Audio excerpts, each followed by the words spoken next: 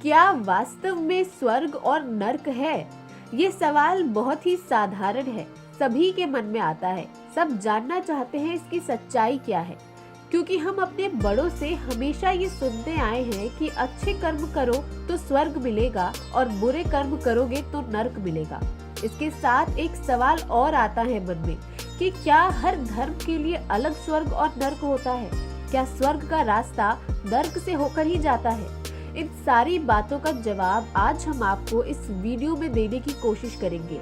अगर आपने अभी तक हमारे चैनल को सब्सक्राइब नहीं किया है तो सब्सक्राइब करें और कमेंट में जय श्री हरि लिख परमात्मा को अपना आभार प्रकट करें। मरने के बाद स्वर्ग पाने के लिए इंसान क्या क्या, कौन कौन से और न जाने कितने ही पापड़ बेलता है। अपनी इच्छाओं का दमन कर करके दान दक्षिणा देता है। किस लिए? तो सिर्फ इसलिए कि इस जन्म में तो सुख शांति और स्वर्ग के आनंद की अनुभूति नहीं हुई, कम से कम मरने के बाद तो स्वर्ग मिले।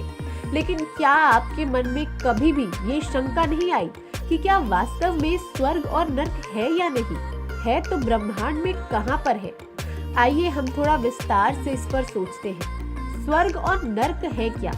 हमारे धर्म परायण लोगों ने अपनी तीव्र कल्पना शक्ति से हमें विस्तार से बताया है कि स्वर्ग क्या है, स्वर्ग में क्या क्या सुविधाएं हैं और नर्क में कितना कष्ट होता है। उन्होंने बताया कि स्वर्ग में इंद्र, वरुण, सूर्य आदि देवता रहते हैं। पृथ्वी की सारी पुण्य आत्माएं स्वर्ग में रहती है। देवता और पुण्य आत्माएं मदिरा पान करते हुए अप्सराओं का नृत्य देखते रहते हैं। स्वर्ग में सब आनंद ही आनंद, सुख ही सुख है। इसके विपरीत नर्क में पापियों को उनके पापों के अनुसार सजा यातनाएं दी जाती है। गरम गरम तेल की कढ़ाई में डाला जाता है, बिजली के शॉक लगाए जाते हैं और विभिन्न प्राणी दर्द से कराहते रहते हैं, चिल्लाते रहते हैं। सामान्यतः स्वर्ग और नर्क बोले तो यही दृश्य हमारे आंखों के सामने आता है। स्वर्ग और नर्क कहाँ पर है? कहा जाता है कि स्वर्ग ऊपर है और नर्क नीचे है। लेकिन यदि स्वर्ग ऊपर अंतरिक्ष में कहीं पर है तो आज इसरो और नासा जैसी संस्थाओं द्वारा अंतरिक्ष में इतने उपग्रह भेजे गए हैं, और जब ये उपग्रह अंतरिक्ष में लाखों करोड़ों किलोमीटर तक यात्रा करते हैं तो इन्हें कहीं तो स्वर्ग दिखता। ठीक उसी तरह जमीन के भीतर, समुद्र के अंदर सैकड़ों फुट तक खुदाई करने पर भी आज तक कहीं भी नर्क नहीं मिला। क्यों? क्या विभिन्न धर्मों के लिए स्वर्ग और नर्क अलग अलग हैं? हिंदू धर्म में स्वर्ग की कल्पना में एक सभागृह में देवतागण मदिरा पान करते हुए बैठे हुए हैं और अप्सराओं का नृत्य चल रहा है। यही है, इसमें कहीं भी ईसा मसीह, बुद्ध, मुस्लिमों या जैनियों के भगवान नहीं है। हिंदुओं के स्वर्ग में बाकी धर्मों के देवी देवता क्यों नहीं रह सकते हैं? इसी तरह मैंने कहीं पर पढ़ा था कि जैनियों के मंदिरों में स्वर्ग का हवाई चित्र बना हुआ रहता है, जिसमें सभी 24 तीर्थंकरों के मकान बने हुए हैं, पर उनमें कहीं पर भी कृष्ण, बुद्ध, ईसा मसीह का घर नहीं है। क्या जैनियों का स्वर्ग सिर्फ जैन साधुओं के लिए ही है? बाकी धर्मों के भगवान उनके स्वर्ग में नहीं रह सकते? या फिर धरती की तरह स्वर्ग में भी विभिन्न धर्मों के झगड़े होते हैं, अतः वहाँ पर भी अलग अलग धर्मों के भगवान के लिए अलग अलग स्वर्ग है? यदि स्वर्ग में भी धार्मिक भेदभाव है तो क्या हम उसे स्वर्ग कह सकते हैं? वास्तविकता गीता में लिखा है कि आत्मा पर किसी भी चीज का कोई प्रभाव नहीं होता। आत्मा ना पानी में डूब सकती है, ना हवा में उड़ सकती है और ना ही अग्नि में जल सकती है। तो फिर आप ही सोचिए कि जब किसी पापी को नर्क में सजा दी जाती होगी तो कैसे दी जाती होगी?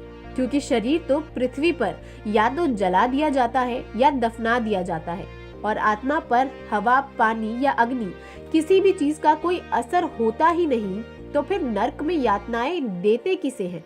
इस बात से ये साबित होता है कि स्वर्ग और नर्क सिर्फ हमारी कल्पनाएं हैं और कुछ नहीं। वास्तव में स्वर्ग और नर्क नाम के स्थान ब्रह्मांड में कहीं है ही नहीं। सुखों की प्राप्ति को स्वर्ग और दुखों की प्राप्ति को नर्क कहते हैं। स्वर्ग हमारी आकांक्षाओं का सबूत है, तथ्यों का नहीं। वास्तविक स्वर्ग तो हमारे मन में है, जो यहाँ वास्तविक जीवन में संभव नहीं है। जो बातें धरती पर इंसान करना चाहता है लेकिन कर नहीं सकता, उन सभी बातों को हम स्वर्ग में कर सकने का सपना देखते हैं। जैसे यहाँ धरती पर हम रोजी रोटी कमाने के लिए रात और दिन एक कर देते हैं, चाह कर भी आराम से बैठकर जिंदगी का मजा नहीं ले सकते। मदिरा पान करना, डांस बार में जाना गलत समझते हैं, जबकि इंसान की स्वाभाविक प्रवृत्ति ये सब करने की होती है। इसीलिए हम हमारी कल्पनाओं में स्वर्ग में हमारे देवताओं को मदिरा पान करते हुए और अप्सराओं का नृत्य देखते हुए आराम से बैठे हुए देखते हैं। जो लोग गर्म स्थानों पर रहते हैं उनके स्वर्ग में ठंडी ठंडी हवाएं बहती हैं, एवं जो लोग ठंडे इलाके में रहते हैं उनके स्वर्ग में गर्मी रहती है। मतलब जो जो चीजें हम यहाँ धरती पर नहीं मिलती, वो सब चीजों की कल्पना हम स्वर्ग में करते हैं। आवश्यकता। अब सवाल ये आता है कि जब स्वर्ग और नर्क वास्तव में है ही नहीं, तो हमारे पुराणों में इसकी कल्पना क्यों की गई है? मुझे लगता है इसके मुख्यतः दो कारण हो सकते हैं, एक अच्छा और दूसरा बुरा। अच्छा कारण ये है कि स्वर्ग के सुख की काल्पनिक आशा और नर्क का डर लोगों को लुभाकर अच्छे मार्ग पर ले आता है, सदाचार के लिए प्रेरित करता है। बुरा कारण ये है कि कुछ धंधेबाज धर्मपरायण लोग भोली भाली जनता को स्वर्ग का लालच देकर और नर्क का भय दिखाकर अपनी दुकानदारी चलाना चाहते हैं। हमारे धर्मपरायण लोग ना तो स्वर्ग में रहकर आए थे और ना ही नर्क से गुजरे थे, फिर असल में स्वर्ग और नर्क में क्या क्या होता है इन्हें कैसे पता? जहाँ तक मृत्यु के बाद स्वर्ग और नर्क के प्राप्ति की बात है, तो वो तो बेमानी है, क्योंकि इस शरीर के नष्ट हो जाने के बाद स्वर्ग और नर्क की अनुभूति को बतलाने का कोई उपाय आज भी विज्ञान के पास नहीं है। मरने के बाद आत्मा कहाँ जाती है, उसके साथ क्या होता है, और इसका आज तक कोई भी विश्वसनीय प्रमाण हमारे पास नहीं है। जो भी है सिर्फ कयास ही लगाए जाते हैं। यहाँ धरती पर ही जिस घर के लोगों में आपस में प्यार है, उस घर के लोगों को स्वर्ग के सुखों का एहसास होता है, और नर्क का लाइव देखना है तो किसी भी बड़े अस्पताल में जाने पर दर्द से कराहते लोग नर्क का एहसास करा देंगे। इसीलिए धरती पर हर इंसान स्वर्ग के सुखों की कामना तो करता है, लेकिन स्वर्गवासी नहीं होना चाहता।